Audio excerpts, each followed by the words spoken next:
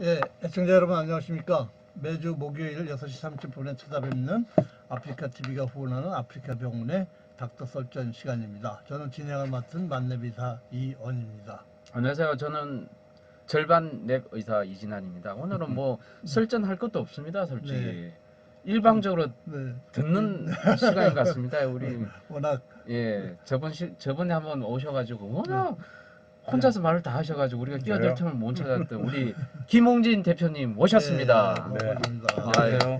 네. 뭐 김홍진 대표님은 뭐 말씀이 필요가 없죠. 예.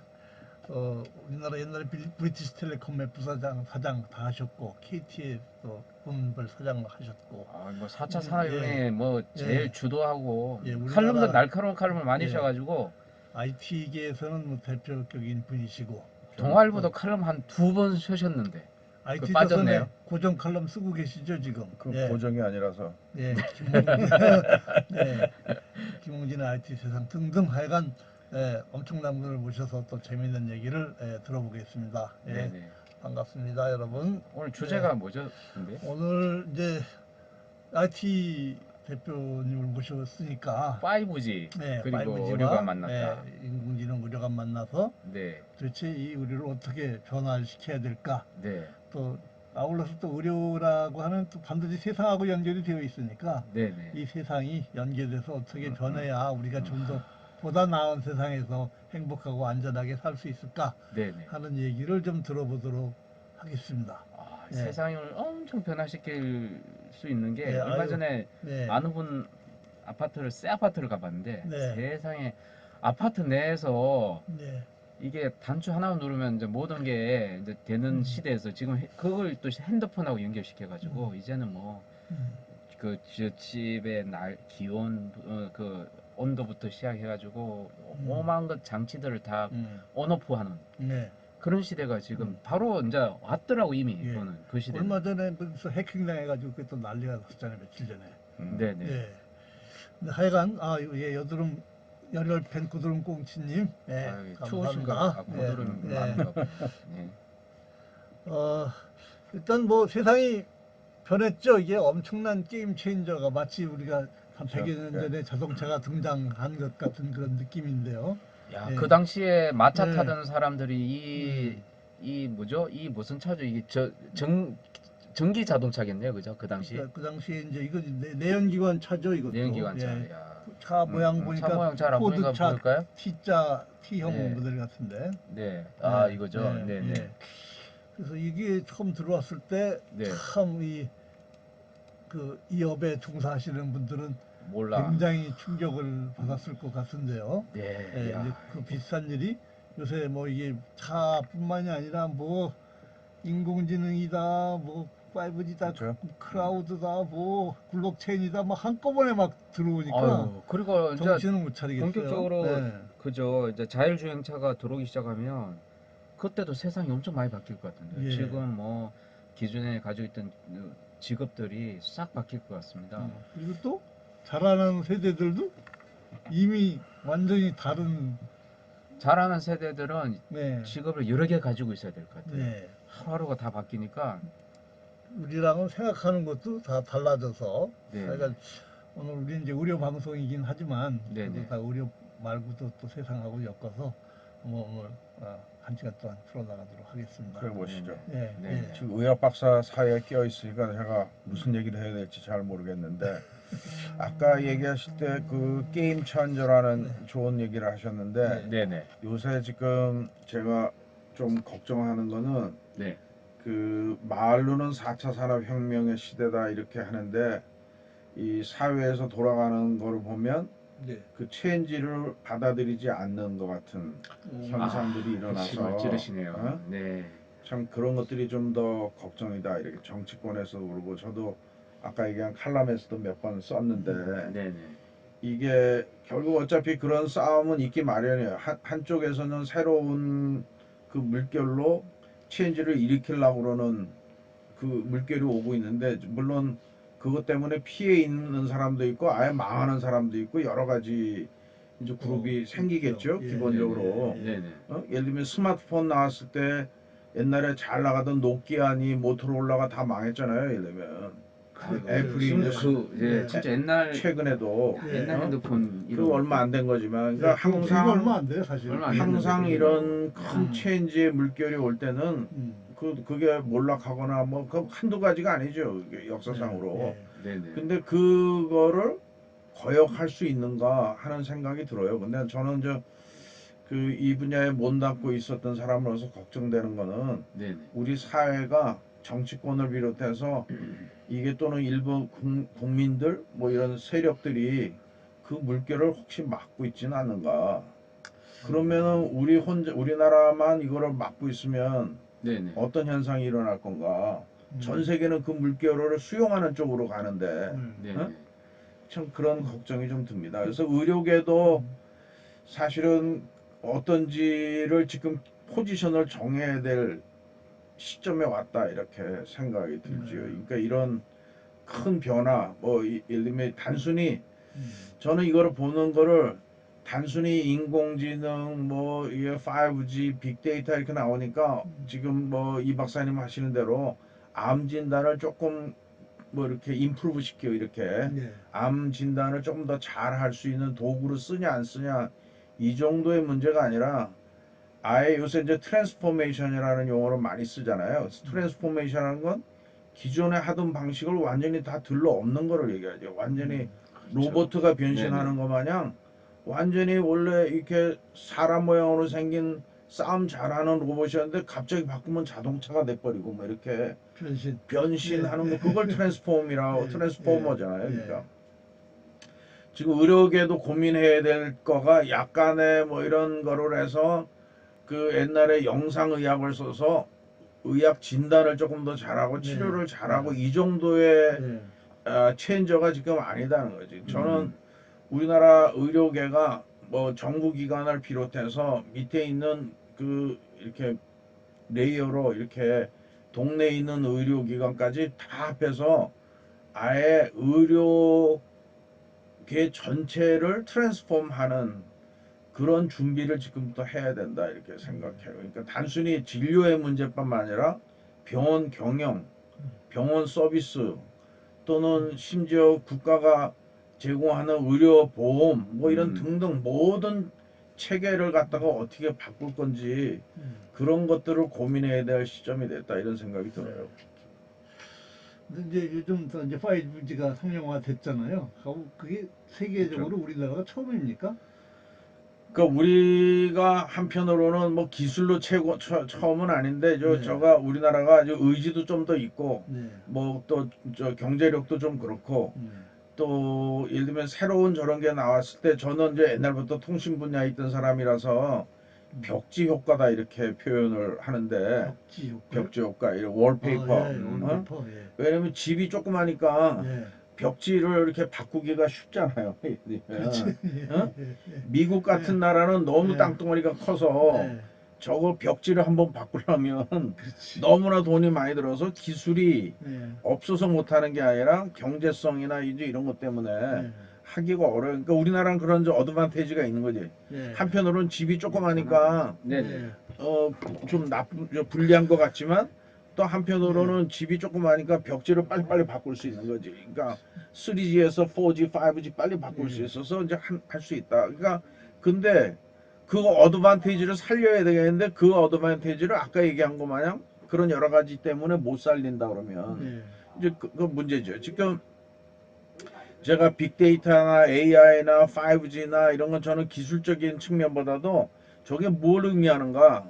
뭘 의미하냐면 과거에는 기술이 부족해서 또는 그 기술의 가격이 너무 비싸서 이렇게 못했던 거가 가능해진다는 얘기거든요. 예를 들면 5G가 의료계에서는 뭐런 의미를 있냐면 굉장히 이 많은 영상 데이터를 어디로 보내야 된다 이러면은 짧은 시간 안에 많은 데이터량을 보내려면 옛날의 통신 기술로는 비싸단 말이야. 예를 들면 너무 늦고 그러니까 저런 게 되려면 짧은 시간 동안에 많은 데이터를 보내는 게 가능해졌다. 그럼 뭘 할 수 있냐? 그러면 의료 델리버리 체계를 바꿀 수 있죠. 과거 같으면 영상을 보고 저기 시골에 있는 사람들의 이렇게 영상을 보고 하려면 이게 스마트폰이나 이런 것들에서 오는 영상의 질이 높지 않아. 그러면은 의사가 얼굴을 보고 판단하는데 한계가 있어요.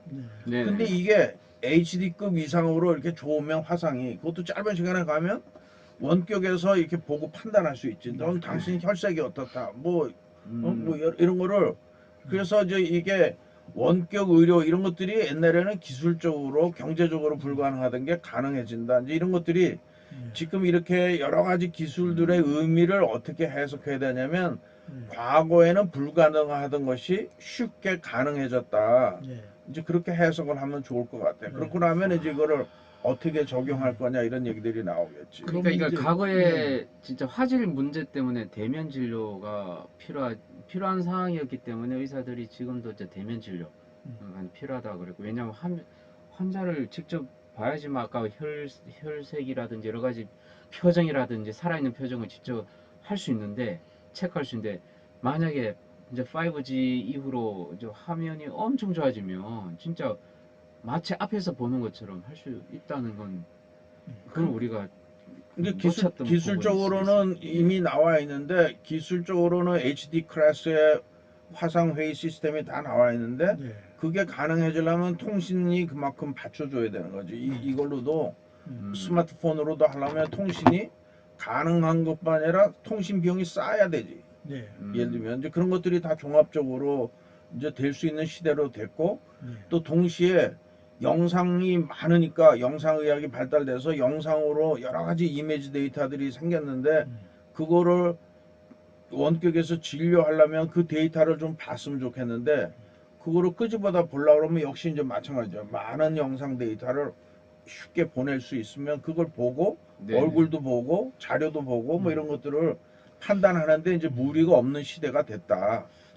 이제 맞으면 어떤 이제 정책적인 결정만 남았지 네. 이제 실제 그런 환경은 이제 충분히 갖춰졌다. 그러니까 제가 아까 얘기한 대로 이거를 의료 전달 체계를 어떻게 확 바꿀 거냐 이런 고민을 해야 된다는 거지. 지금 마냥 현재 같이 이렇게 진행되는 의료 체계를 그대로 갈 건지 네네. 아니면 방법과 그런 체계를 아주 바꿀 건지 지금 뭐 이런 현재 이제 의료 체계는 이제 저렇게 환자하고 그 다이렉트 컨택이 오로지 대면밖에는 안 돼요, 사실은. 그렇습니다. 근데 네네. 이제 비대면 하려고 그러면 안과는 못자지. 안과도 다 방법이 있습니다. 일단 이제 큰 틀에서 얘기를 드리면, 사실 그동안은 이제 의료가 네. 환자와 닥터 사이에서 생기는 쓸데없는 건 아니지만 아유 완전히 쓸데없으면 안 됩니다. 아니지만 그래도 과도하게 중간 비용이 유통 비용이 너무 많이 들어가고 그것이 또 계속 늘어가고 있는 게 각 나라마다 다 큰 문제예요. 네네. 그래서 이걸 좀 경제 원리상 전혀 없을 수는 없지만 최소한으로 좀 할 필요가 있어서 네네. 가급적 뭐 농산물도 마찬가지잖아요. 농산물 농민하고 소비자 사이에 너무 중간 유통 마진이 크면 서로 안 좋듯이 유통 마진을 저는 이제 최소화하고 이거를 기술뿐만 아니라 예, 지금 굉장히 중요한 얘기 하셨는데 저는 이제 또 경영 입장에서 보면 예. 경영을 병원의 경영 입장에서 볼 수도 있고 국가 경영 입장에서 볼 수 있어요. 예, 예를 들면 예, 국가 경영 입장에서 보면 이 어차피 이게 리소스라고 그러죠. 리소스가 제한돼 있잖아요. 네. 그러니까 사실은 그 리소스는 국가가 가지고 있는 의사도 리소스 중에 들어가고 예, 또 병원도 그렇고 또는 의사들이 가지고 있는 시간도 그렇고 예, 그런 것들이 또 돈도 그렇고 다 이게 국가가 갖고 있는 리소스거든. 예, 그 리소스를 어떻게 분배하는 것이 의료 경영 그러니까 국가 의료 경영 입장에서 예, 맞냐 이런 걸 고민해야 된다는 거예요. 네. 예를 들면 그러니까 예를 들면 요새 공유 경제니 뭐 이런 게 많아서 공유 주방 이런 거 나왔는데 의료계는 왜 그거를 적용을 못할까? 예. 예를 들면 음. 왜 병원마다 네. 엄청난 시설을 다 네. 따로 갖고 있어야 네. 되냐? 예를 들면 맞아요. 그러면 공유 주방 하듯이 어떤 공유 병원이 있고. 심장 이렇게 수술하는 어떤 병원이 있으면 그 몇 군데 있으면 그러면 바깥에 있는 의사하고 환자가 뭐 미국 같은 데서 하는 식으로 약속을 해서 그 공유 그 맞으면 수술실에 가서 한다든지 아까 안과도 마찬가지. 그러니까 그런 의료 체계가 국가가 가지고 있는 자원을 어떻게 배분하는 것이 네. 가장 효율적이냐. 근데 지금은 내가 보기에 조금 그런 고민들이 좀 적다. 왜냐면 요새 뭐 의료계에서 제일 이슈가 되는 것 중에 하나가 이제 문케어 뭐 그렇죠. 이러는데 예. 네네. 문케어 이러면은 지금 생각하는 목표가 뭐냐면 지금 의료보험 그 카바리지가 67%뭐 이런데 이거 68%. 10%까지 올리겠다. 네. 제가 보기에는 그게 문제가 아니고 음. 진짜 어, 진짜 이게 목숨이 왔다 갔다 하는 중환자부터 음.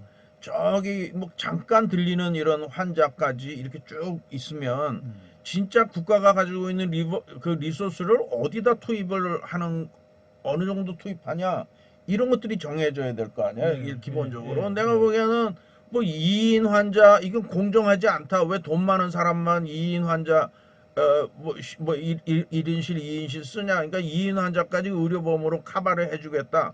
이런 네네. 정도의 문제가 아니라 네. 아예 근본적으로 의료 수요자들한테 이 리소스를 어떻게 배분하는 게 국가가 맞는 건지 그런 고민이 좀 있어야 된다 이런 생각이에요.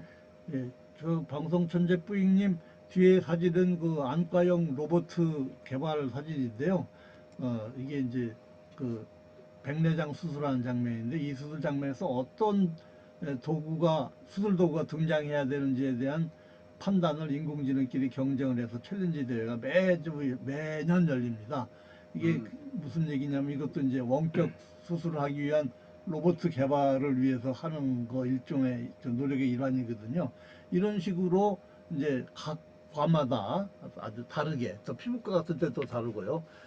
이제 노력이 이제 이루어지고 있습니다. 예. 야, 그러니까 환자의 눈의 어떤 각막이나 이런 상태에 따라서 어떤 수술 도구를 결정할지를 예, 인공지능이 요즘 판단해서 판단을 이제 해준다는 거 말씀 아닙니까? 이건 야, 스크럽 하는 널스 수술 도구 집어주는 서전은 네네. 외과 의사한테 나는 그런 김홍진 전 예. 대표님께 좀 제가 고민이 많은 게 뭐냐면 예. 아까 이런 여러 가지 의료적인 소스들이 이제 국가 경영에 봤을 때 분명히 우리나라 경쟁력이 분명히 있거든요. 이제 그래서 가격 경쟁력이 굉장히 이제 상대적으로 봤을 때 미국은 이래서 수술 하나 하면 무조건 1,000만 원이지만 우리는 수술하면 100만 원입니다. 그래서 그렇기 때문에 저는 항상 중심이 국가 경영에서 또 경영 마인드를 가지고 갈 거냐 아니면 이걸 환자 입장에서 먼저 이걸 좀 뭔가 해볼 거냐로 봤을 때 우리나라는 일단은 환자 중심인 나라입니다. 그래서 뭔가 공유 경제가 도입되려면 이제 이게 경영적으로 접근하면 이게 말이 안 되는 거예요. 왜냐하면 우리나라에서 수술하면 의사 한 명에 간호사 두 명에 또 어시스트하는 하면 총 4명이 하는 4명이 들어가는데 해봤자 100만 원 정도 나오면 그 다 인건비 다 주고 남는 게 없거든요. 그러니까 공유 경제 네. 공유 경제 이게 네. 좀 들어가기가 힘든 구조가 아닌가 하는 생각이 듭니다. 그것도 제가 보기엔 그러니까 저 맞으면 이렇게 체계를 어떻게 바꾸는 게 좋으냐 이런 고민을 해야 되는 거죠. 예를 들면 그 환자만 생각을 하면 저는 환자만 생각해서 지금 예를 들면 이거 뭐 아까 얘기한 대로 70% 늘리자 이런 네, 결정을 네, 하면 네. 그러면 왜곡이 생긴다는 거예요. 예를 들면 그게 자연 순리적으로 안 하고 예를 들면 의료를 진료 체계에서만 보면 뭐 그게 맞을 수 있는데 어차피 병원이라고 하는 건 경영체예요. 경영체이기 때문에 경영이 안 된다는 얘기는 유지가 안 된다는 얘기거든. 환자한테 아무리 좋은 조건으로 하라고 만들어 놨어도 국가가 네.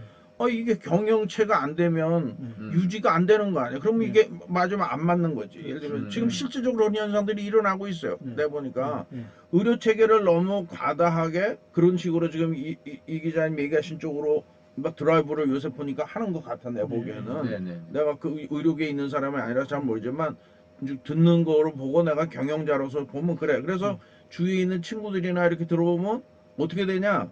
병원들이 바뀌어가고 있어. 이제는 페이션트를 보는 거 갖고는 병원 유지가 어렵다. 그러니까 그러면 어떻게 하지? 그러면 그리고 또 초짜 의사하고 경륜이 많은 우리 이 박사님 같은 사람하고 이게 뭐 맞아 뭐 이게 뭐 차별도 별로 안 하고 특진도 못하게 하고 뭐 이게 공정하지 않다. 그 의사는 의사지 무슨 30년 된 의사하고 뭐 2년 차 의사를 맞으면 특진을 해갖고 차별 두냐지 이게 정신적으로 그렇게 가니까 네. 그래 그러면 나는 안 해. 이렇게 되는 거야 이러면. 그리고 병원들이 뭐가 되냐면 그러면 우리는 환자 보는 것보다 연구 쪽으로 가자. 차라리 연구해서 의료 산업을 일으키는 쪽에다가 가자. 그러니까 돈의 투자를 연구 쪽에 투자하자. 그러니까 환자 투자는 안 해. 예를 들면 이미 그런 현상들이 내가 보니까 의료계에서 벌어지고 있더라고요. 예를 들면 그러니까 이런 것들이 밸런스가 맞아야 되는 거야. 그러니까 예를 들면 이게 병원의 경영 입장에서도 봐야 돼. 예를 들면 제가 이제 사업을 하든 이제 중간하는 경영하는 입장에서 보면 이런 게 내가 보니까 보이더라고. 내가 IT 분야에도 국가 사업하고 민간 사업이 있잖아요. 국가 사업은 돈 벌기가 어렵게 돼 있어. 왜 돈을 안 줘? 조달이나 뭐 이런 데서. 네. 그래서 사실 이렇게 큰 회사를 IT 회사를 운영해 보면 국가 사업은 적자에 가까워요. 적자예요. 그럼 뭐냐? 민간에서 버는 돈으로 메꿔야 돼. 근데 병원도 제가 보기엔 경영적인 측면에서 보면 비슷해요. 왜냐면 의료보험으로 나오는 거는 의료보험 여기 심평원에도 계셨지만 후하게 안 줘. 그러니까 뭐 깎을 거 다 깎고 뭐 이렇게. 그러니까 병원 경영하는 입장에서 보면 병원을 운영해야 되는 입장에서 보면 의료보험의 카바레지가 많으면 그 돈 받아갖고는 수지를 맞추기가 어렵다는 거야. 그러니까 왜 우리가 과다 검사라라 뭐 이렇게 비보험 청구 비보험 청구 부분을 병원은 네. 비보험 부분을 늘려서 늘려서 이거를 메꾸는 그런 형태의 경영을 해온 거거든요. 네네. 예를 들면 그러니까 장비 비싼 거 많이 사다가 그래서 비보험. 과잉 검사한다고 그러고 막 그렇게 하잖아요. CT도 많이 찍으라고 그러고. 그러니까 사실은 네. 좀 이렇게 불합리한 것 같지만 그렇게 안 하면 유지가 안 되니까 그렇게 하는 거예요. 예를 들면. 네. 그런데다 자꾸 그런 거는 경영적인 측면은 무시하고 그렇게 하면 안 된다 이렇게 원칙적인 것만 하고 왜 병원이 그렇게 하냐? 그렇게 안 하면 운영이 안 되는데 그러면 어떡하라는 거야? 예를 들면 그러니까 그런 것들이 다 같이 봐야 되는 거죠. 이제 환자 입장에서도 보고 병영을 경영하는 입장에서도 자세히 파악해야 되고 병원도 병원 종류에 따라서 이게 암을 하는 병원인지 네. 뭐 이런 거죠. 예를 들면 봐요. 실제로 그런 부작용이 막 나고 있잖아요. 지금 이국정 교수가 난리 쳐가지고 우리나라의 외상센터 이런 게 막 해야 된다는 것까지는 막 올라갔어. 그래서 올라갔는데 그리고 이제 데이터도 나왔어. 큰 사고가 당했을 때는 직접 외상센터로 헬리콥터로 나는 거하고 네. 한 번 병원을 거치는 거하고 두 번 거치는 거하고 퍼센테이지가 생존율이 확확 떨어진다 하는 게 나왔어. 그렇게 보면 당연히 환자 입장에서 보면 다이렉트 딜리버리 해야 돼. 그렇죠. 예를 들면 네. 그거는 뭐 예외가 없어. 그거 당연히 그렇게 해야 되는데 또 국가도 그렇게 하라고 그래. 네. 예산도 주고. 네네. 근데 실제 현상은 어때요? 외상센터 지금 허가받은 데도 세 군데나 지금 못 열고 있어 지금. 왜? 의사들이 안 가. 그렇게 고생하는 거 의사들이.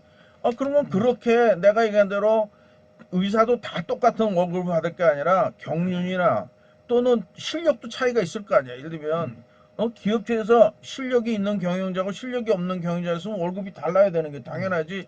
모든 의사는 월급이 직급으로 따져갖고 뭐 다 똑같아 이러면 누가 그거 힘든 거 가서 하려고 그러겠어요. 그러니까 현상적으로 그러니까 그 외상센터에 가서 힘들게 의사들이 안 가. 그러니까 허가받은 병원도 외상센터를 못 열고 있어. 금년에 내가 보니까 제가 관심이 있어서 보니까 웃기는 게 저렇게 엉터리로 그 정부 예산을 통과했는데 그 중에서 보면 외상센터 예산을 작년보다 깎았어 오히려. 그래요? 왜 깎았는지 아세요? 작년에 외상센터에 해당된 예산을 다 못 썼어. 작년에 불용 예산이 됐구나. 불용 예산에서 예산이 남았어. 아이고. 그러니까 당연히 작년보다 깎은 거야. 그러니까 예를 들면 정부의 시책이라는 게 그렇다는 거야. 그러니까 그러면은 그게 외상센터가 유지하기 위해서 그냥 돈만 예산만 주는 게 아니라 거기에서 일하는 사람들을 적정하게 더 애쓴 것만큼 야근한 것만큼 너는 왜 주 52시간만 일하지 밤새고 일하냐 이런 소리 할 게 아니라 그거에 대한 대가를 더 치르게 만들고 그렇게 일하는 의사한테는 차별화하고 그 중에서도 좀 더 이렇게 경륜이 더 많은 의사는 대우를 더 해주고 뭐 예를 들면 이런 거가 있어야지 종합적으로 유지가 돼. 내가 보기에는 나는 그 뉴스 들으면서 참 웃기고 앉았다 내가 이렇게 그게 세상은 그렇게 돌아가는 거예요. 그러니까 이게 칼자루를 그냥 이렇게 해가지고 이거는 이렇게 해야지 공정한 거야 이렇게 해갖고는 돌아가지 않아요.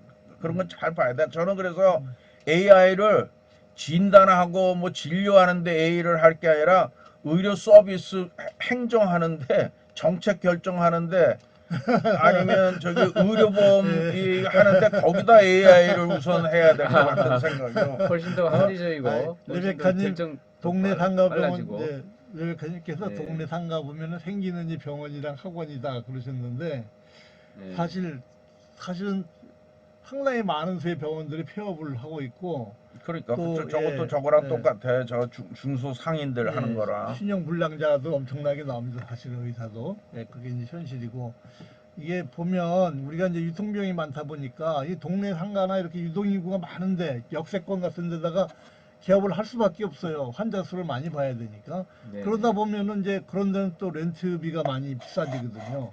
그러니까 의료비 상당 부분이 아마 그 조물주 밑에 계시는 건물주께로 가는지도 모르겠어요. 예. 자, 저는 그것도 보면 우리 동네에 있는 상가에 보면 병원이 한 10개 정도 있어요. 네. 조금 아파트 상가에 보면. 네네. 그거 보면서 저는 또 개인적으로 요새 이제 공공기관의 공간 혁신도 하고 뭐 네. 공유 이런 거를 좀 맞으면 이렇게 캠페인도 하고 하다 보니까 그거 드는 생각이 뭐냐면 야 저거를 저렇게 할 게 아니라 어떤 룰을 정해갖고 그 병원들이 대기실은 다 공동으로 쓰게 어떻게 만들면 예.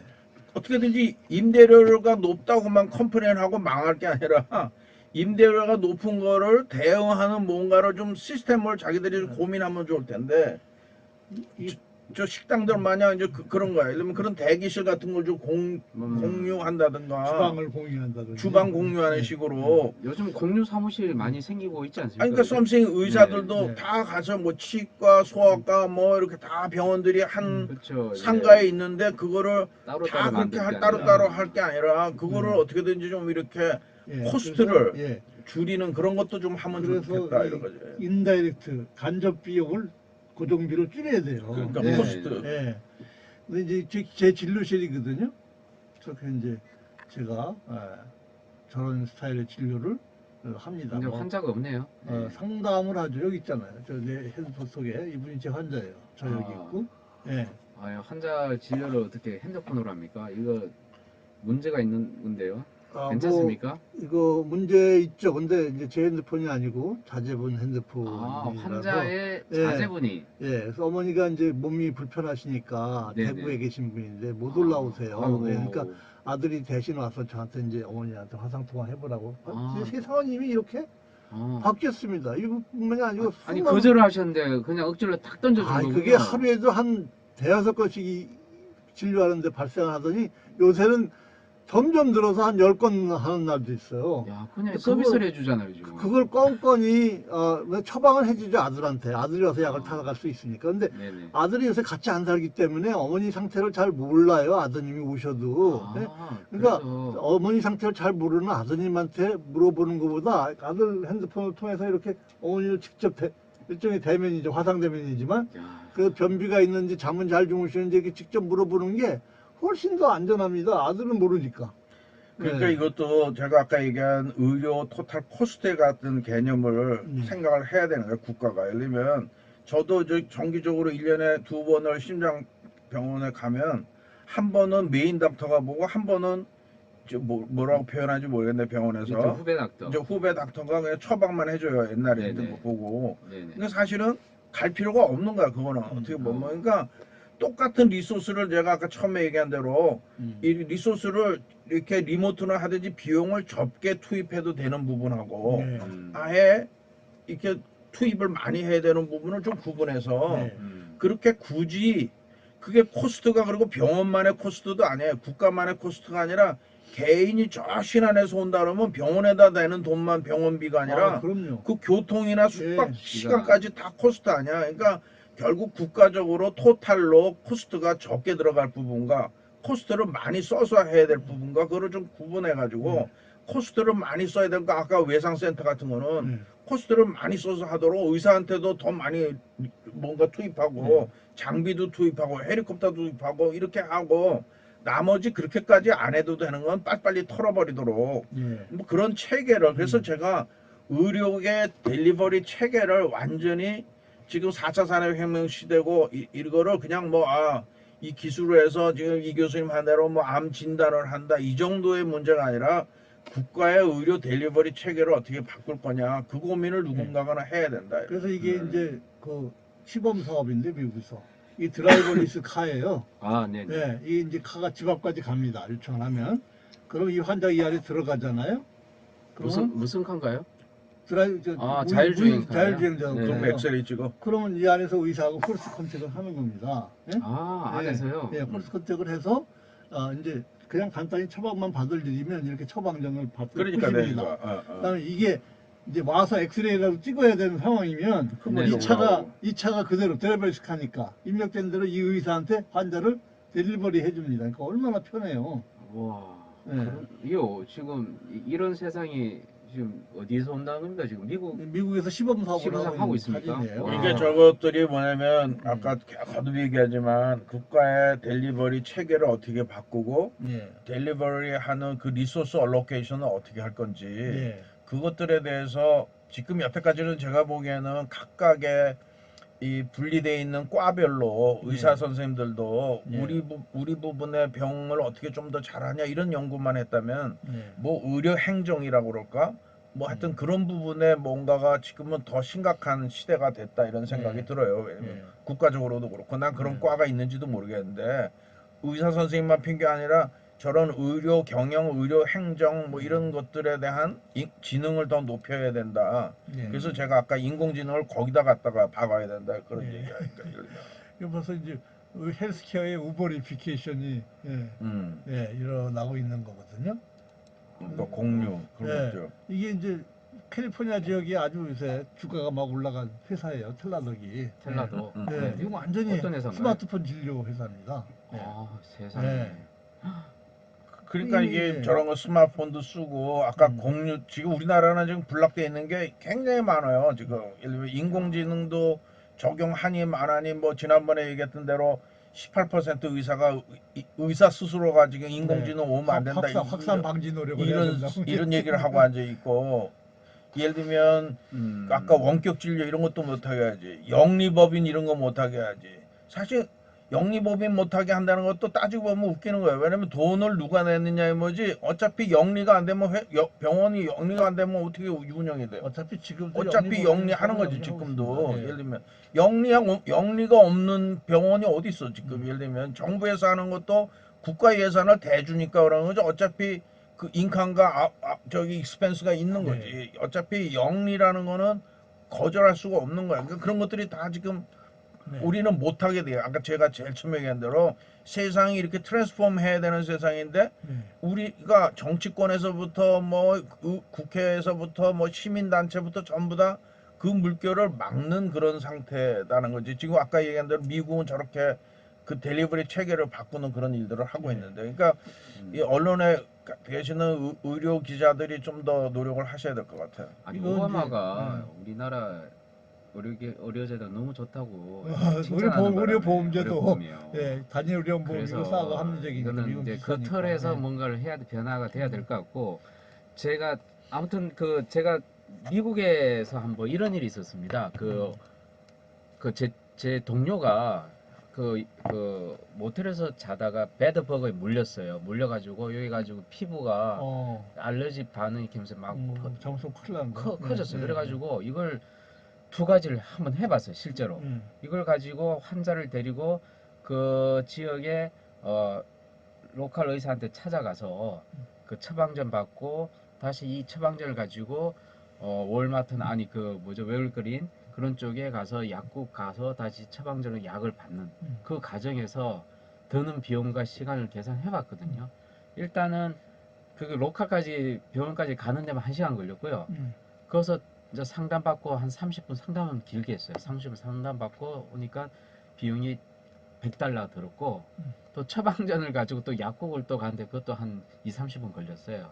그래서 그 약국에서 이거 처방전 가지고 약을 또 타는데 때 드는 비용이 $200 들었습니다. 그래서 총 $300 들었고 시간이 한 3시간 정도 걸렸는데 요걸 똑같은 것 같아. 제가 그때 단톡방에 제 친구들 피부과 의사들이 있어서 그걸 사진 찍어 가지고 바로 올렸는데 요거는 어디 약국 가서 그냥 일반의 아픔이니까 처방전 없이 그냥 어디 사라 아, 그걸 끝이에요. 예, 예. 시간 세이브 됐죠? 예. 또 비용 세이브 되죠? 그런 겁니다. 야, 그래서 그러니까 이게 제가 실제적인 경험인데 제가 아프리카에 출장을 갔다 다래끼가 나왔고 아주 이게 내가 아프리카에서 이거 큰일 나겠다 눈 그래가지고 병원 어디 찾아서 갔는데 1시간 반을 운전해서 갔어요. 예. 그 병원에. 예. 근데 연고 하나 주고 말더라고. 결국 결국 아무것도 아닌 거였어. 예. 아니죠. 아무것도 아니다는 걸 판단하는 게 그러니까, 상당히 힘든 겁니다. 그걸 만약에 서울에 있는 어떤 의사하고 내가 이걸로 할 수 있었으면 네. 그거 해가지고 저 가서 무슨 연고 사서 해라 이렇게 하면 깐데 됐을 건데 얼마나 고민하고 그러고서 300불인가 냈어. 아, 그러니까 아프리카에서 비슷하겠네요. 남아프리카에서. 예. 고색차기님께서 영리병원과 비영리병원의 차이가 어떻게 영리병은 있느냐. 쉽게 얘기하면 주식 상장시킬 수 있는 그런 거잖아요. 그러니까 그 민간에서 투자를 받아가지고 아주 네, 단순히 얘기하면 네네. 쉐어홀더 주주가 있냐 없냐 차이밖에 없어요. 그러니까 네네. 생긴 이익을 주주들한테 나눠주면 영리병원, 그거 안 나눠주고 재단위로 다시 하면 쓰면 재단 다시 들어가면 재단으로 되면 비영리병원 그 비영리병원이고. 차이지 하는 행위는 똑같습니다. 예. 삼성이니 예를 들면 뭐 아산이니 이런 데가 결국은 병원으로 영리를 하는 건데 그거는 재단 형태라서 영리법인으로 안 불리는 거지. 네. 그건 재단이지. 예. 뒤에 이제 사진이 이제 필팩인데요. 최근에 아마존이 인수했거든요. 인수했죠. 예, 이게 이제 약을 갖다가 집 앞까지 델리버리 해주는 겁니다. 야, 우리 우리나라는 불가능한 건데. 근데 우리나라 인프라 다 있잖아요. 마켓 거리도 있지, 있지만 쿠팡도 있지. 여기다 약만 델리버리 하면 얹히면 될 것 같은데 약사들이 안 돼요. 예. 네. 아이 뭐 이거 야, 굉장히 편리합니다. 이거. 진짜 편리하네요. 예. 가만히 있으면 집에서 약이 들어온다는 거 처방받은 예. 약이. 그러니까 저런 것들이 제가 항상 얘기하는 건데 아프리카를 돕자고 그래서 우리가 여러 기관들이 돈을 모으잖아요. 여러 가지 뭐 기부 받아 갖고. 근데 사실은 뭐 다 조사는 안 해봤지만 평균적으로 아프리카에 가는 돈이 20% 정도밖에 안 된대. 80%가 델리버리를 하는 여러 가지 뭐 코스트, 코스트야. 예. 이러면 예. 그러니까 저런 것도 마찬가지야. 국가가 의료를 위해서 쓰는 거를 실제 환자에서 다이렉트로 가는 어떤 밸류가 있다면 그 약이 됐든 뭐 의료 행위든 뭐가 이게 가급적이면 여기에 코스트 포션이 커야 되는데 이 중간에 뭐 보험이니 뭐니 이런 예를 들면 서비스 코스트의 부분이 훨씬 큰 거지. 예를 들면 그러니까 제가 얘기하는 게 아예 근본적으로 의료 체계에 대해서 재검토를 하는 그런 지금 5G 아까 처음에 그런 얘기를 했기 때문에 그게 결국은 트랜스포메이션을 할 수 있는 기회다 이거지.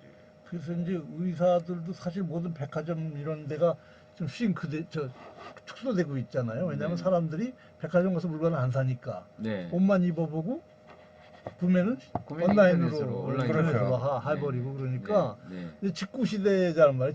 다이렉트 구매 그럼요. 시대인데 네. 다이렉트 얼마나 퍼체싱은 편해졌습니까? 예. 예, 벌써 이미 지금 백화점 예. 다 망하고 있습니다 지금. 지금 닥터들도 이렇게 예. 그 다이렉트 직구 사이트를 만들고 있어요. 이렇게 예.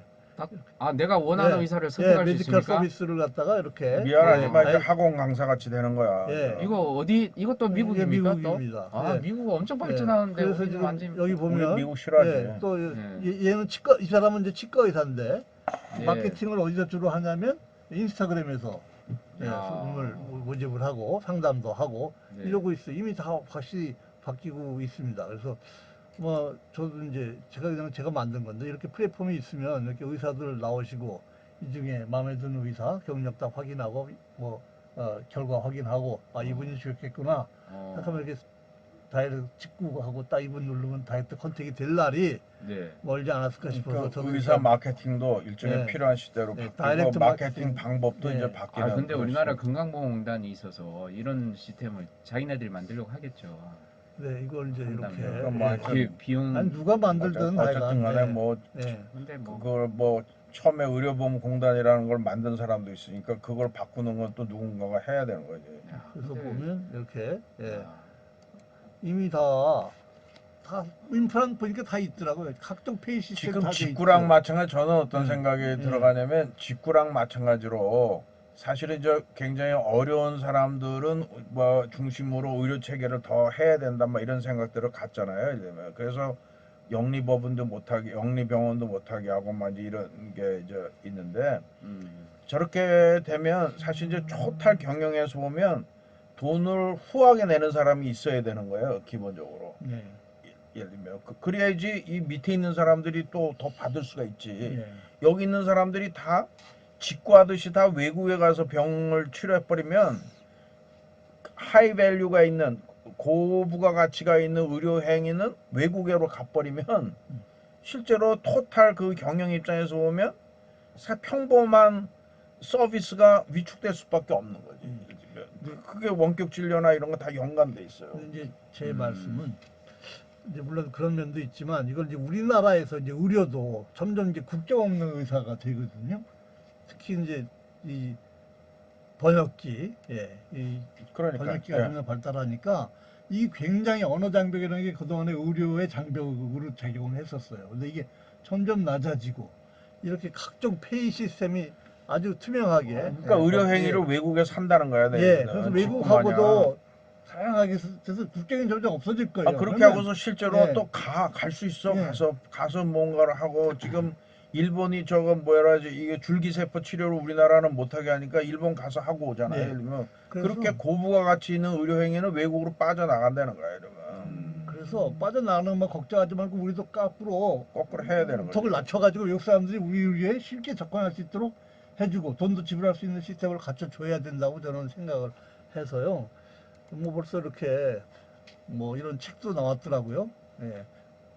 메디신 쇼핑에 대한 거, 뭐 생각할 게 많아요. 그러니까 예를 다이렉트 들면 저 마케팅에 뭐라 하지 대한 그거 책. 예. 이렇게 그 연명 치료니 이런 거 안 하고 그냥 자기 스스로 수사이드 할 수 있게 도와주는 스위스 같은데 병원도 지금 벌써 사람들이 많이 늘어난다는 거잖아요. 예를 들면. 네. 그러니까 의료 분야의 이렇게 전반적인 체계에 대해서 예. 철학부터 의료 델리버리에 대한 철학에서부터 이런 리소스 얼로케이션, 이 자원, 의료 자원을 이렇게 분배하는 거, 우선순위 정하는 거, 그 다음에 이 뭐라지 행정 코스트를 줄이는 거, 실제 의료 행위의 코스트를 이 부분을 포션을 늘리고 나머지 이렇게 행정 행위나 이런 거는 좀 줄이고 인공지능으로 다 돌리고. 또 예를 들면 그 아주 고부가 가치의 서비스를 외국으로 빠져나가지 않게 지금 사실은 재벌급이든 돈 많은 사람은 한국에 암 치료 안 하잖아요. 외국 가서 암 치료 하잖아요. 예를 들면 사실은 그런 고부가 가치 환자들을 잡아야 되는 거지 거꾸로 예. 따지고 그게 보면. 예. 밑에는 신뢰의 문제가 있고요. 이제 우리나라 의원은 비영리 재단 소속이라고 할 수가 없는 게요. 애당초 재단 소속이 아닙니다. 의원은 그냥 개인이 개업을 개인 하면 되는 의원이죠. 거고요. 다만 그러니까, 이제 개헌 의원이 이제 투자를 못 받는 거죠. 예. 투자 받아서 이걸 또 그걸 또 병원의 예. 어떤 하드웨어적인 걸 투자해서 더 크게 질 수도 있는 그런 게 사실 영리 병원인데 의원도 영리 비영리 병원인 거죠. 이제 결과적으로. 비영리에 비영리 속해지만 의원이죠. 재단은 아니고요. 예. 네네. 저런 것도 많지. 프랜차이즈도 또 뭐 제약이 있고 그것도 뭐 제가 못하게 돼 있죠. 프랜차이즈는 1인 1개소. 병원 프랜차이즈도 못하게 예. 되는 거예요. 그것도 내가 보기에는 난 병원 분야에 있는 사람 아니지만 저기다 뭐라지 불합리하다고 생각해. 왜냐면 의사가 진료 행위가 있는 반면에 마케팅을 포함해서 매니지먼트 분야가 있잖아요. 네. 그 매니지먼트 부분은 공동으로 하고 의료 진료 행위만 따로 하고 이렇게 가야지 효율적이어야지 사실은 환자한테 돌아가는 베네핏도 더 많아지는 거지. 예를 들면 그런 게 이제 프랜차이즈 병원의 원래 그거라고 생각하는데 그런 것들을 못하게 돼 있어. 그러니까 사실은 그런 걸 통해서 프랜차이즈를 통해서 한 사람이 누군가가 막 이렇게 돈을 많이 벌어간다는 생각들이 막 있어갖고 네. 이제 그런 거지 기본적으로. 그것도 거꾸로 생각해 볼 수도 있는 건데. 그래서 우리나라 중환자실 사망률이 높다는데요. 그건 이제 일률적으로 그렇게 중환자 사망률 이렇게 따지기 힘든 부분이 있고요. 결국은 이제 중환자 사망률이라는 게 이것도 이제 인공지능이나 진료 전달 체계하고도 연관이 많습니다. 이게 좀 이것을 합리적으로 좀 조정을 하면 우리나라의 중환자 사망률을 엄청 낮출 수가 있다고 생각이 들어요. 예. 그러니까 아까 저것도 저기 외상 당했을 때 그런 외상 센터 얘기한 거만 저것도 중환자 센터가 있거나 네네. 처음에 병원에 이렇게 오는데 걸리는 심장 환자라 그러면 얼마나 이머전시에 대해서 빨리 접근할 수 있도록 해주냐 또는 이머전시로 갔을 때 중환자실에 얼마나 노련한 의사들이 있냐 뭐 이런 것들에 의해서 결정이 될 텐데 지금 현실로 보면 중환자실로 딱 가면은 거기에 시니어 의사들이 대기하고 있는 게 아니거든. 예를 들면 주니어 의사들이 있으면서 갑자기 주먹행위도 나오고 막 하는 게 환자들은 화가 나니까 좁히기도 하고 뭐 죽이기도 하고 막 이러는 거지. 예를 들면 그러니까 그런 것들이 다 나는 그래서 필요하면 그렇게 힘들게 일하는 데다가는 돈을 리소스를 줘야 된다는 거지 기본적으로. 돈을 안 주니까 누가 가서 그거 하려고 그래요? 안 하지. 맞습니다. 네네. 그 이제 인력 부족 문제 뭐 그건 중환자뿐만 아니라 전체적으로 의사 인력은 사실은 부족해요. 어떤 인력이 부족하다면 퀄리파잉된 아주 질 좋은 의료를 할 수 있는 휴먼 인력도 부족하고 시설도 부족합니다. 근데 사람들은 점점 경제가 발달하고 살기가 괜찮아지면 질수록 질 좋은 의료에 대한 수요는 폭발적으로 늘어납니다. 그러면 어떤 일이 벌어지냐면 일부 병원에만 엄청나게 몰려요. 질이 그렇죠. 좋다고 판단이 되는 일부 병원. 우리나라도 지금 현재 그런 현상이 벌어지고 소위 있거든요. 말해서 빅5 병원은 예, 뭐 예. 들어가지를 못합니다 요즘은. 어마어마하게 실도 그러니까 몰리는데- 거기서 아까 내가 얘기한 대로 예. 그러니까 거기까지 안 가도 되는 사람은 빨리 빼야 되는 거지. 예. 예를 들면 그렇게 아까 근데- 리모트로 하든지 뭐 이렇게 해갖고 그걸 나라에서 억지로 푸시를 한다고 절대로 그 몰리는 게 해소가 될 안 것 되지. 같지는 않고요. 다만 내 주변에 가도 그만큼 믿을만 하다는 믿음을 주기 전에는 어렵습니다. 근데 인공지능하고 이런 5G 같은 것이 하나의 대안을 대시해 줄 수 보완할 있을 것 수 있지. 같아요. 예. 네네. 인공지능이 휴먼 의사하고 뭐 똑같을 수는 없겠지만 그래도 인공지능을 보완제가 되는 예, 거지. 뭐 시골 의사가 표현할게. 시골 의사가 같이 인공지능을 쓰면 서울 지역에 있는 수도권에 있는 의사하고 거의 대등한 실력을 갖출 수 있게 된다면 그러면 그렇게 몰리는 일이 좀 줄어들지 않을까. 시골에서 네. 안 되니까 주식 투자하나 봐. 에이, 시골 의사 그런 그 비밀을 사람은 그런 비밀을 네, 주지 마세요. 썰렁했습니다. 이거 아재 개그였습니다. 농담입니다. 사실 인공지능이 도입된 병원의 그 질 관리가 네. 굉장히 높아진 거잖아요. 예, 예. 보완이죠. 네네. 그래서 이거 인공지능이라는 게 이제 빅5는 관심 없어요 기본적으로. 어차피 네. 몰려든 환자들이 몰려드니까.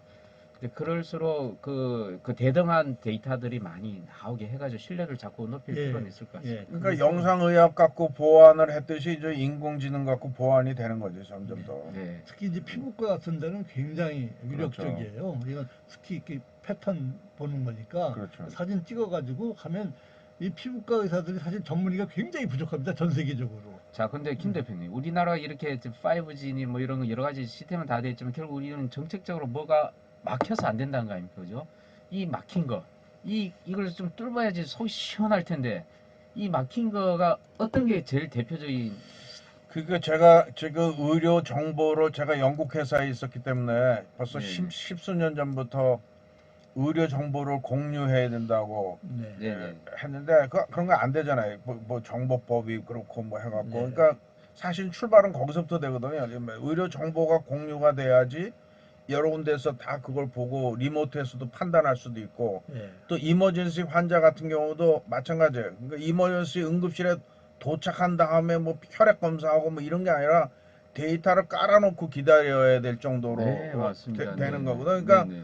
이머전시 환자가 온다는 것만 벌써 통보를 받으면 그 환자 거를 데이터를 깔아놓고 그 환자가 어디 소속에 있는 환자라도 그게 공유가 되면 아까 그 저기 이렇게 응급 환자 같은 게 구하는 거하고도 다 관계가 있는 거지. 그러니까 이런 기술은 이미 다 돼 있어요. 그러니까 뭐 5G 통신도 그렇지, 클라우드도 그렇지, 네. 뭐 AI가 그렇지 다 돼 있는데 이게 정치권이나 또는 의사들 자체도 잘 이해를 못하든지 뭐 하여튼 이런 네. 게 있기도 하고 음. 또 시민 단체도 그렇고 음. 뭐 이런 것들이 왜곡돼 가지고 하여튼 아까 그런 제가 네. 처음에 얘기한 대로 이런 큰 웨이브를 예.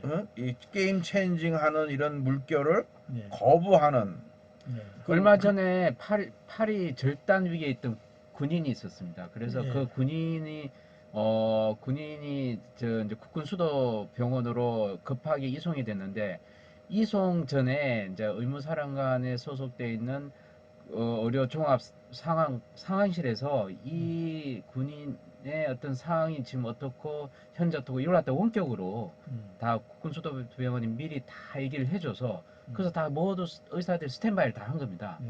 그러니까 도착하자마자 바로 수술에 투여됐기 때문에 음. 팔을 살릴 수가 있었거든요. 어. 그렇죠. 야, 그래서 미리 도착 전에 이 환자가 뭐 미리 어떤 상황이고 뭐가 필요한지를 다 파악하고 다 준비가 세팅되는 그게 그 사람이 만약에 평상시에 심장이라든가 여러 가지 질병이 있었다면 그 질병에 관한 데이터도 이미 다 깔아놓고 있어야 되는 다 거야. 깔아놓고 있어야 예, 돼요. 네네. 데스크에 다 갖고 있으면 네네. 그러면 근데 우리는 도착한 다음에 뭐 여러 가지 이 검사하고 검사를 그때 하는 또 거죠. 또 CT 본격적으로. 촬영해야 된다고 시간 시간 다 대기해야 되고 보내고. 뭐 이러다가 그러니까 아까 얘기한 대로 누가 저기 응급 환자들 저기가 낫다고 그런 게 그런 거하고도 관계가 되는 거지. 데이터 걱정 어떤 분이 하셨는데 사실 이제 걱정은 걱정인 게 이게 재밌는 작품전 열렸어요 몇 년 전에 뉴욕에서. 아, 네네. 그러니까 공원에 그 침 뱉어놓은 거 담배꽁초 음. 그냥 버린 걸 수거에다가 네. 그 사람 DNA. DNA를 추출해가지고 네. 그 사람 얼굴을 합성해내서 그걸 전시를 했어요. 와. 네, 그래서 아주 쇼킹. 중국에서 하는 거 같은 거예요. 중국에서 예. 중국에서 자꾸 조그만 잘못했다 그냥 네. 얼굴로 그냥 진짜 얼굴이 나옵니까? 예, 그래서 나와서 걸어놓은 거 아니에요. 그 담배꽁초 주인 얼굴. 침 근데 뱉은 사람 실제 주인 그 얼굴하고 얼굴. 비슷하다는 얘기잖아요. 뭐 비슷한지 거의 안 뭐 한지 비슷해요. 모르겠지만. DNA 정보하고 그 사람의 저기 얼굴 정보가 있으면 저게 그 얼굴 인식 시스템도 원래 제일 먼저 한 사람이 네. 저 재밌게도 그 존스 홉킨스 대학에 있는 의과대학 교수가 한 게 아니라 지오메트리 교수가 했어요. 아, 이 얼굴이 지오메트리잖아요. 그래. 이게 예를 어. 들면 그러니까 그 사람이 저걸 처음에 그 했는데 그 디지털 프로세싱 하는 그 사람이 저런 걸 만드는데 저런 게 가능하지. 그러니까 이 얼굴이 평면적인 사진 몇 장만 갖고 저걸 거꾸로 만들어낼 수 있는 거야. 저런 예. 입체적인 얼굴을. 그리고 이제 이게 그 병원 시스템에 침투한 포켓몬이거든요. 이렇게 예. 해킹을 하고 막 그래요. 그래서 사실 그리고 좀 이제 그리고 아까 조심해야 돼요. 인공지능하고 이게 로봇이나 또는 이제 또 이 뭐 개인 요새 정보 이게 보호가 음. 상당히 큰 이슈가 되겠습니다. 이슈는 이슈예요. 그렇죠. 네네. 그래서 사실 워낙- 그 개인정보법이 우리나라가 너무 강화돼서 우리 네. 민간 산업에서는 이런 엄청난 빅데이터를 활용 못하는 것도 사실 정책적으로 굉장히 제한돼 있다라고 좀 봐야 되겠습니다. 그것도 제 생각에는 그냥 전반적으로 그냥 깔때기 씌워갖고 다 못하게 하는 게 아니라 그래서 의료도 이제 아까 하려고 하다 그 얘기 못했는데 사실은 병 종류마다 예. 진행 방법이 다르고 치료 방법이 다 다르고 어떤 거는 저기 뭐 입원했으면 몇 시간 단위로 막 봐야 되는 게 있고 어떤 거는 몇 달에 한 번씩 봐야 되는 게 다르잖아요. 근데 많은 의료 룰은 맞아 행정 룰은 그냥 일괄적이야. 예를 들면 그러니까 정보도 마찬가지예요. 깔때기 씌워갖고 아무것도 못하게 만들 게 아니라 그걸 세세하게 분류를 해서 네네. 그거를 이거는 해도 되고 이건 안 해도 되고 이렇게 정리를 해줘야 되는데 그냥 아예 못한다 이렇게 해버리면 아무것도 못하는 거지. 예를 들면 그러니까. 정보상법이 통과됐나요? 아직까지. 아직 안 됐나요? 네. 네. 패스트트랙이 막혀있나 그것도? DNA 편집을 통해서 사용도 가능한가요? 아까 보셨잖아요. DNA 정보를 가지고서 얼굴을 만들어내잖아요.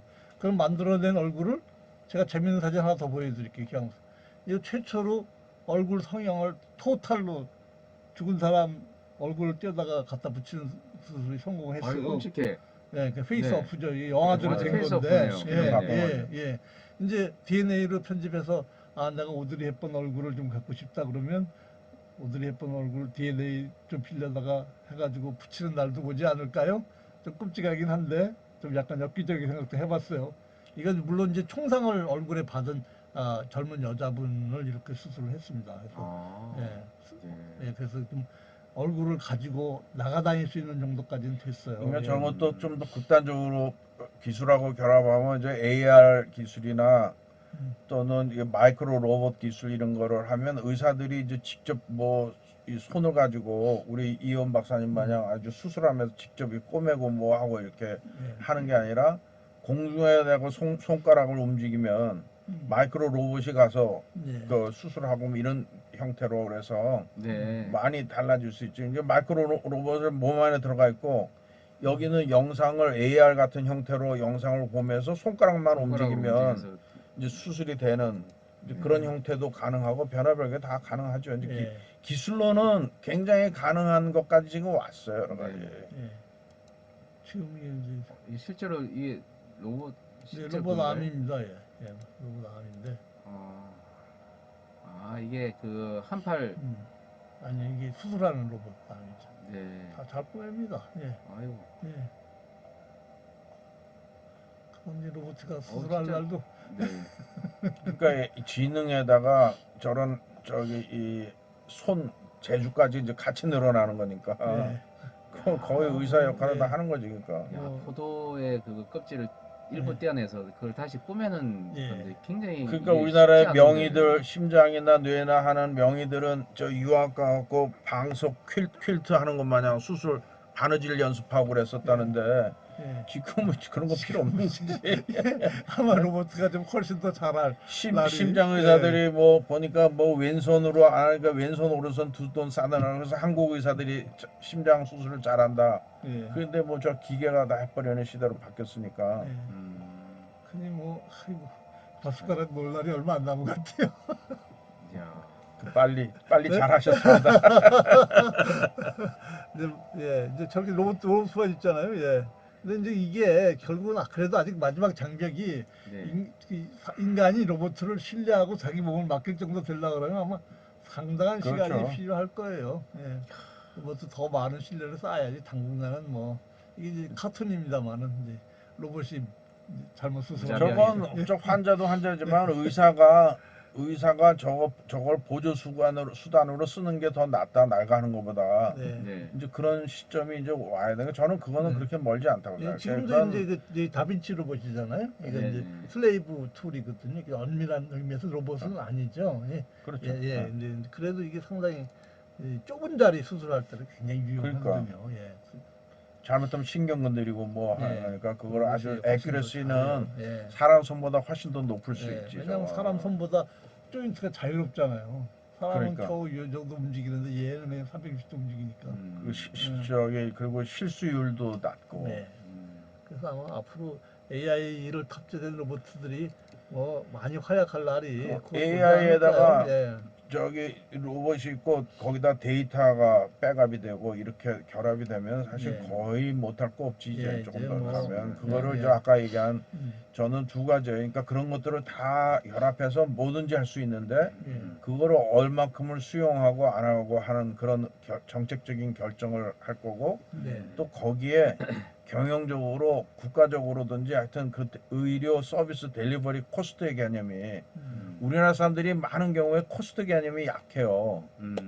그래서 나는 중소상인들이 뭐 어렵다고 뭐 임대료 때문에 못한다, 뭐 카드 때문에 안 된다 해서 뭐 제로페이 하고 뭐 이러는데 거기도 코스트를 낮출 수 있는 요소가 사실 따지고 보면 많거든요. 네. 그러니까 지금 저기 뭐야 피자 델리버리 로봇 지난번에 그 이번에 저기다 인수된 그 우한 형제들 같으면 건국대인가 가갖고 그 학생들 이렇게 뭐 음식 델리버리하는 시험을 한다고 그랬잖아요.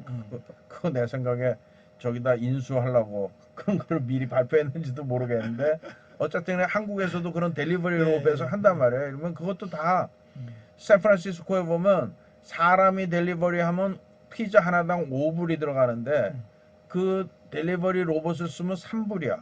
예. 아. 근데 그 사람들의 목표는 그걸 1불로 만드는 거야. 음. 그러니까 식당도 그렇게 코스트를 낮출 수 있는 임대료가 높은 것만큼 또 임대료가 아니고 뭐 주방을 공유해서 쓴다든지 뭐 요새는 사람을 저기 하니까 사람을 줄이는 자동화니 뭐 이게 많이 늘어나잖아요 지금.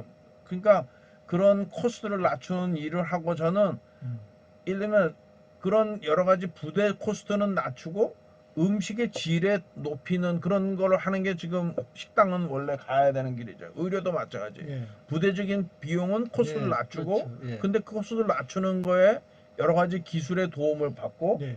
실제 의료 행위 자체에다가 코스트를 투여하는 다만 네. 이제 그런 경우로 스트럭처를 식당도 병원도 마찬가지인 게 그렇게 코스트를 낮춘 것을 뭐 식당 주인의 프로피스만 가져가면 안 안 되고, 되고 환자. 그 식당 손님의 그렇죠. 질 좋은 음식을 공급하는데 그렇죠. 마찬가지죠. 혜택을 그러니까 줘야죠. 제가 의료도 아까 마찬가지예요. 의료 예. 쪽에다 의료는 특히 코스트를 더 넣자 하는 건 결국 네. 의료의 질을 본연의 질을 높이는 쪽으로 네. 가야 된다. 네. 여기에 환자를 위한. 예. 여기에 나머지 저 행정이나 뭐 서비스나 의료보험이나 뭐 의료보험 심사한다고 뭐 엄청난 의사들을 데려다가 거기다가 하고 체크하고 뭐 이런 거 할 게 아니라 그런 거는 그건 좀 예민한 말씀이시니까. 아니 그런 거는 인공지능으로 잡아내라면 더 잘 집어낼 수 있는 시대가 온다는 거지 제 얘기는. 더 객관적인 그 사람들을 다 평가가 어떻게 있죠. 하자는 얘기가 아니라 그렇게 전환할 수 있는 시대가 된다는 거지. 그러니까 어떻게 보면 아까 아프리카에 저기 자선하는 돈을 하는데 그건 어드민하는 돈이 훨씬 더 많이 예. 들어간다. 네, 네. 참, 근데 의료 분야도 그런 거는 아니야. 나 의료 수요자로서 또 외부에서 보면은 그런 거는 아닌가 이런 의심이 든다는 거죠. 제 얘기는. 네. 저는 알겠습니다. 합리적인 의심하는 겁니다. 예. 같은 분야에 있는 사람이 아니기 때문에. 고색 장현님 아유 예, 감사합니다. 좋게 봐주셨네요. 아, 예. 네. 오늘 뭐 이렇게 두 시간 열변을 동안 열변을 듣다 보니 평하시고. 열강을 네. 듣다 보니 네, 네. 저희들이 한 시간이 훌쩍 지나갔습니다. 예. 하여간 뭐 예. 이 얘기는 밤새도록 해도 모자랄 얘기인데요. 네. 예, 일단은 모시고 뭐 중요한 말씀은 또 말이 혹시- 되는지 안 되는지 와서 또 왔으니까 떠들고 갑니다. 하여간 유통 과정을 좀 단순화하고 네, 네. 해서 그 절약되는 비용을 그 실제로 베터 케어, 그러니까 의료의 질을 높이는 데 들어가도록 하자. 네. 그 말씀이 주제시고 예, 그리고 이렇게 그 리소스를 합리적으로 어로케이션하는 예. 할당하는 그런 노력을 할당하는 배분을. 예. 네. 이제 그것이 합리적으로 돼야 또 그게 바로 코스트를 줄이는데 출발점이 될 수도 그렇죠. 있는 거죠. 그렇죠. 예. 그리고 어차피 5G나 인공지능이나 이런 기술들은 큰 흐름에서 가는 것이고 기술과 예. 공유 경제 개념을 의료계도 빨리 받아들여야 된다. 예. 예. 그걸 거부하면 예. 우리나라가 의료계가 상당히 수준이 높은데 사실은 예. 여러 가지 그래서 의료를 수출하자 이런 얘기도 많이 하는데 그러다가는 다른 나라의 이니셔티브를 뺏기는 거죠. 예. 이제 제 진료 모습을 마지막으로 네. 이렇게 인공 예. 원격 진료가 예. 아니고 이제 예. 어쩔 수 없이 그냥 스마트폰 보호자 대화하는 스마트폰을 네, 가지고 그런 장면입니다. 대화하는 네, 장면인데 네. 수술한 다음에 약 받으러 가는 건 저렇게 가면 되는 거예요. 아유, 얼마나 저기 편하겠어요. 네. 목포에서부터 올라오지 예, 않고 만성병 환자 한 사람 네. 목포에서 올라오려면 최소한 가족 2명 아유, 따라와야 됩니다. 그러니까요. 예. 네. KTX 비용도 만만치 않을 뿐더러 그 사람들 휴직하고 와야 되잖아요. 그러니까요. 예, 그러니까 이게 꼭 필요한 분야는 빨리 예, 도입이 됐으면 하는 그렇죠. 생각이 그런 드네요. 생각입니다. 네. 예, 그럼 여러분 다음 주는 우리가 아직 못 정했죠? 아, 네. 할까 말까도. 네. 예, 그럼 또 좋은 주제를 정해서 빨리 알려드리도록 하고요. 네. 우리 또 다시 만날 때까지 여러분 안녕히 계십시오. 네, 안녕히 계세요. 안녕히 계세요. 오랜만에 왔다 갑니다. 네. 예, 고맙습니다.